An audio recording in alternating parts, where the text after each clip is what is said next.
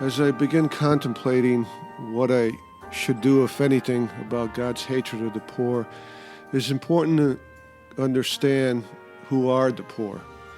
In contemplating the remaining moral question of what to do about the reality of God's hatred of the poor and what, if anything, I should do about it, it is important to keep in mind who are the poor. As I try to clarify in the prologues to this contemplation, though it is a good start to define the poor simply in terms of material poverty and in resulting good and evil in life, these attributes are human creations. In the present age, when there is still a lot of material and physical poverty in life, in which on average every 10 seconds a child somewhere dies of hunger or preventable diseases, it is easy to start with this definition of the poor, and it is correct to start with it, but it is a mistake to define or connote the poor solely in terms of material or physical poverty. This is not my definition, nor, as far as I am concerned, is it the definition of any Western theology when it says that we will always have the poor among us. I include, and theology should include, the spiritually poor, those who Camus, Dostoevsky, Herman Melville, and the other existentialist writers describe as having lives of absurdity and hopelessness, because this may be the future of much, if not most, of humanity as human scientific and technological progress continues to eliminate material and physical poverty. Thanks to material progress, we are likely to reach a point in the foreseeable future where material and physical poverty will not exist. Everyone will have the basics for materially and physically having a healthy individual life. This future will result from the past suffering of millions, if not billions, of past dead souls. Will such future happiness be worth the price paid by those dead souls? As Camus and Dostoevsky specifically put it, for who would dare to assert that eternal happiness can compensate for a single moment of human suffering? The same question can be posed, in fact is stronger if posed, for human happiness in this life. These writers use the example of suffering babies and children, and even of purely innocent beasts of burden, who from birth are destined to live lives of struggle for their human masters, and then die a lonely and miserable death, as the lonely and miserable animals they are. Dostoevsky's description of a man beating a horse to death in Crime and Punishment, and of the hunting dogs killing a child in his book, The Brothers Karamazov, are examples that, if read, are impossible to forget. If these books are too long, try the short stories of George Orwell, such as A Hanning shooting an elephant in Makuresh, dealing with real-life events that he witnessed. These fictions and stories pale in comparison to real-life tragedy, such as the siege of Stalingrad. Are the powers that be of Christianity willing to accept the massacre of the innocents and the possible damnation of unbaptized babies as the price to pay for their eternal happiness? Yes, they are. That is why they are the powers that be.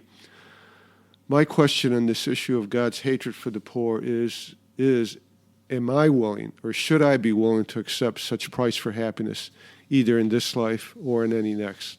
Furthermore, what will be the spiritual price paid for this future without material and physical poverty?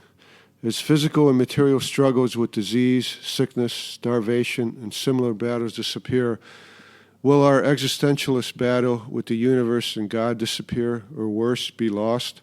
If we are able to win during any individual's lifetime the battle with the universe for survival, and thus lose all the vices that come with that battle, what will be left? Would the virtue still be there as needed to fight humanity's existentialist battle against the indifference of the universe? Or will we give it up to concentrate on individual happiness for the individual's lifetime?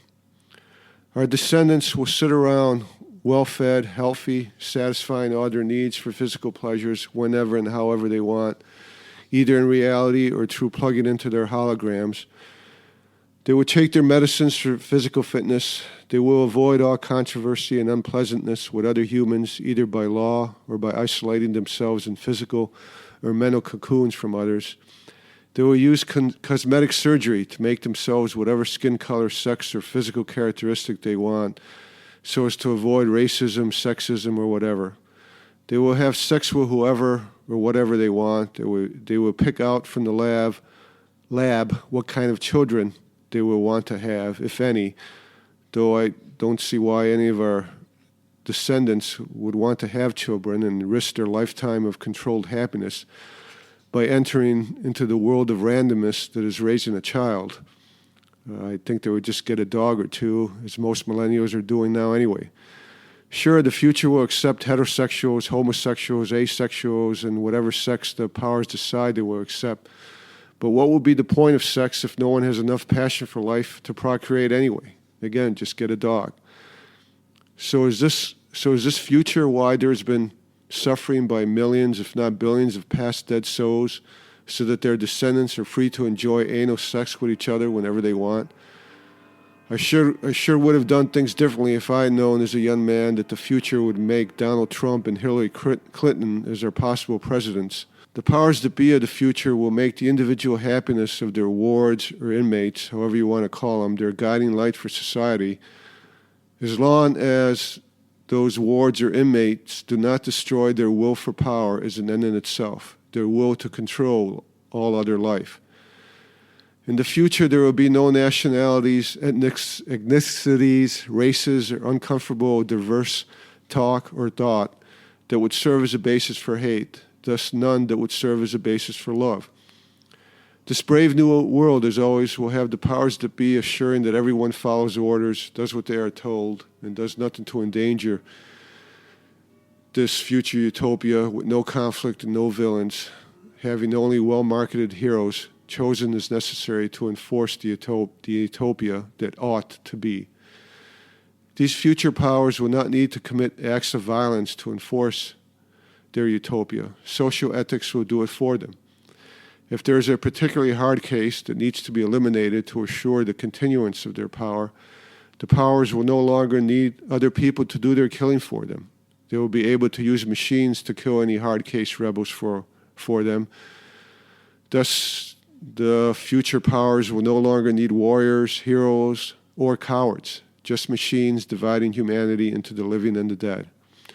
Do not get me wrong here. I am not ridiculing such a future.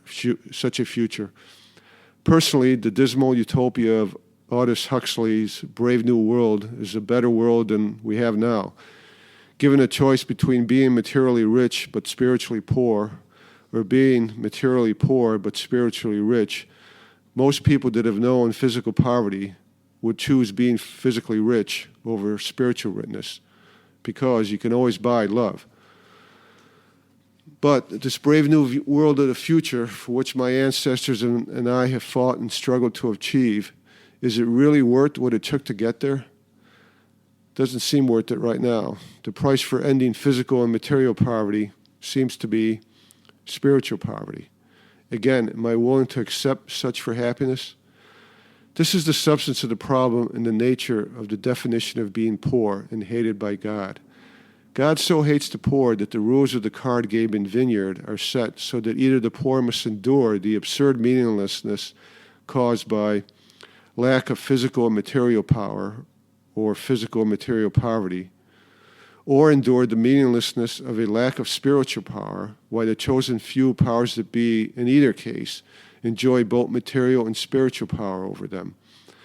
For most of humanity, it is either material poverty or spiritual poverty. It is one or the other. Is this the free will that theologians are talking about and always yakking about? This is worse than politics. It's worse than a choice between Mutt or Jeff, Donald or Hillary for president. It is worse than no choice at all. The concept of meaning for the poor's lives, either material or spiritually poor, is meaningless. What matters is only what the powers that be decide matters and will be the meaning of their lives. In the future, the poor will be defined by spiritual poverty, but it will still be poverty. But so what? Fuck them. The dead are dead. I cannot help them. I will be dead in the future, so fuck the brave new world. As the song goes, que sera, sera, let it be, let it be. God can do whatever he wants. He is doing it, so why does it bother me? I wanted the truth. I have it. Is it really envy and jealousy that is causing my problem with this truth, as the Bible says in the parable of the workers? This is the final issue that I must face in answering the question of God's hatred for the poor.